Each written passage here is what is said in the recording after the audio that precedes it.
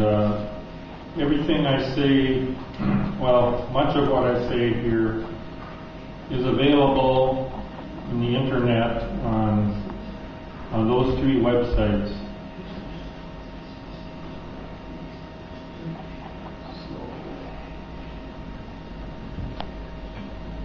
So at the beginning, this is the question: how do we discover the origin and history of and the prehistory of a language, even when there are no written records of earlier stages? And the answer I give, we can do an analysis of the following components. These are basic vocabulary, lexicon. The second one is morphology, or grammar. The third one is phonology, which is sound systems. And the fourth one is I call cultural vocabulary. And in most languages, at least say in Europe and Asia, the cultural vocabulary consists of several layers, reflecting periods of contact with other speakers of other languages. And these words are borrowed to fill a gap in the borrowing language. So the first three of these, which is basic vocabulary, morphology, and phonology, tell us about the genetic origin of a language, while the last one, cultural vocabulary, tells us about cultural context. And what I mean by genetic is the inherited language that is learned from parents and other people in your family. And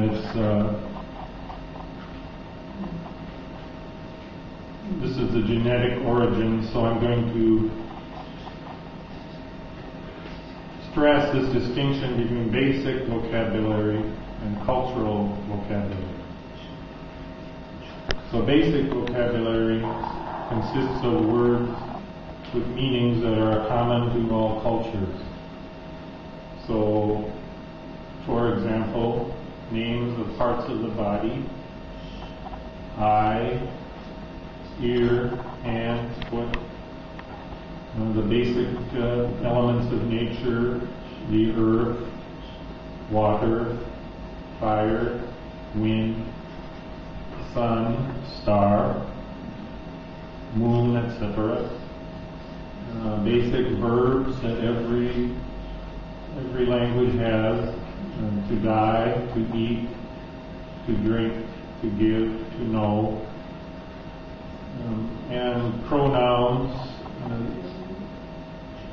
the words we use instead of nouns, so I, you, this, that, who, what. All these are examples of basic words, also known as core vocabularies. So when you take away the loan words that are borrowed from other languages, you're left with usually with this core, central part of the vocabulary. Then on the other hand, cultural vocabulary consists of words for cultural items and behaviors. So, for example, items you acquire in trade: paper, papel, etc. In European languages usually come ultimately from Egyptian, because they originated the papyrus process of making paper. And another one is tea, which in most languages outside of China comes from Chinese, because people needed a new word to denote this new product. Another category is religious terms. Church in English comes ultimately from Greek, and iglesia and Elisa and Basque and Castilian come from a different Greek word. And so wherever Christianity spread, Greek, Latin, and Hebrew words have been borrowed by the languages. Another category is exotic animals or foods, animals that do not live in every country, or we borrow the name. So elephant or tiger or monkey are borrowed words in all European languages. And similarly with foods and drinks that come from other countries, we borrow the word. Pizza, or hummus, or coffee. And another category is new cultural styles. So jazz is spread around the world, tango, Festschritte. Sometimes these words are translated into, so rascacielos is translation from English.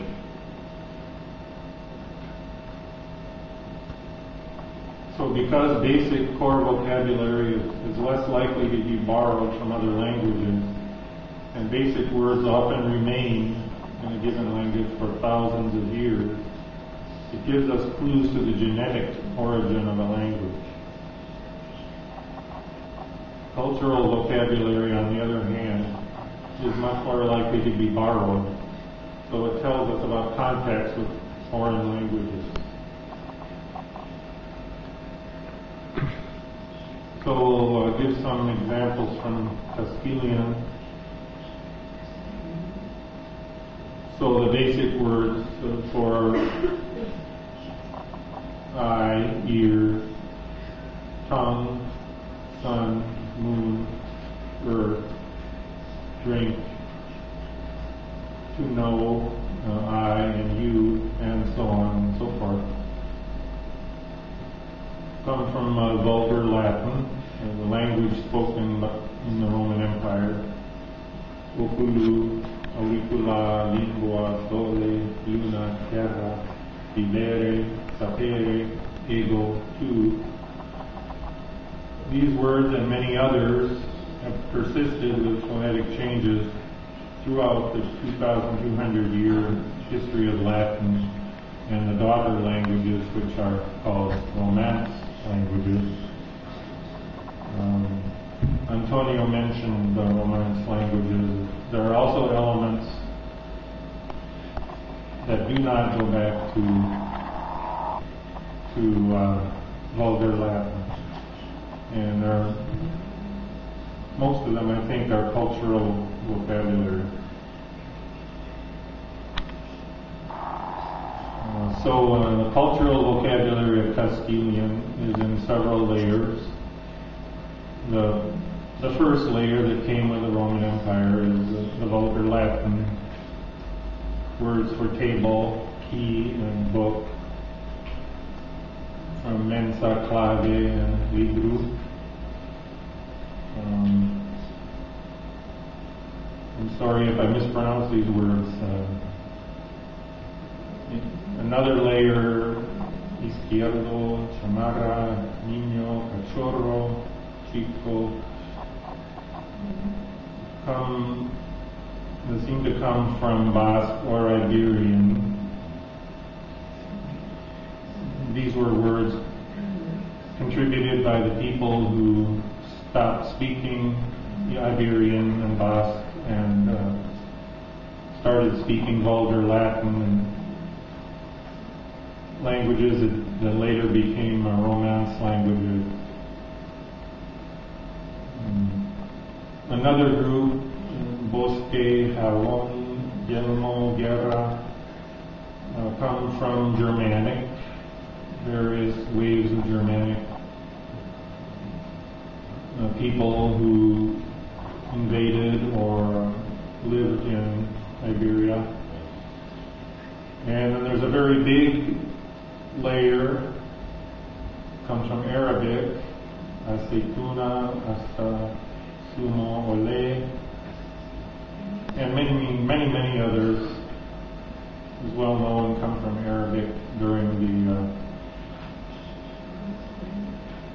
the Moorish occupation of Iberia.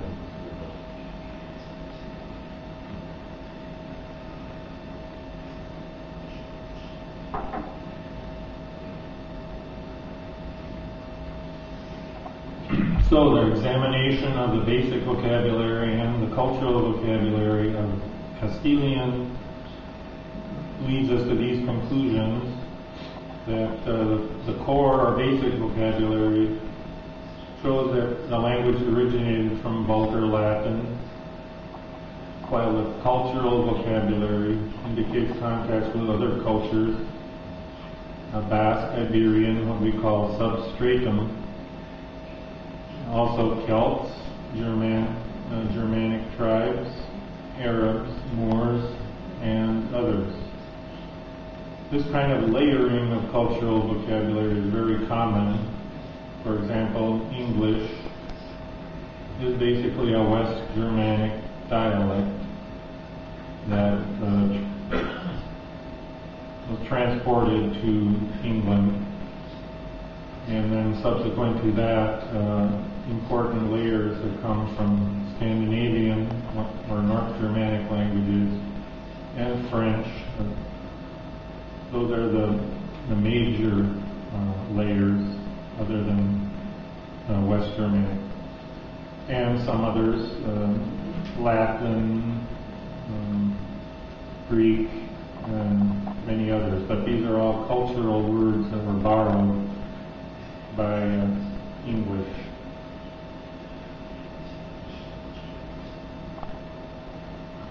So, basic vocabulary, morphology, and phonology all tell us about the genetic origin of a language. Cultural vocabulary, usually in several layers, tells us about cultural contacts.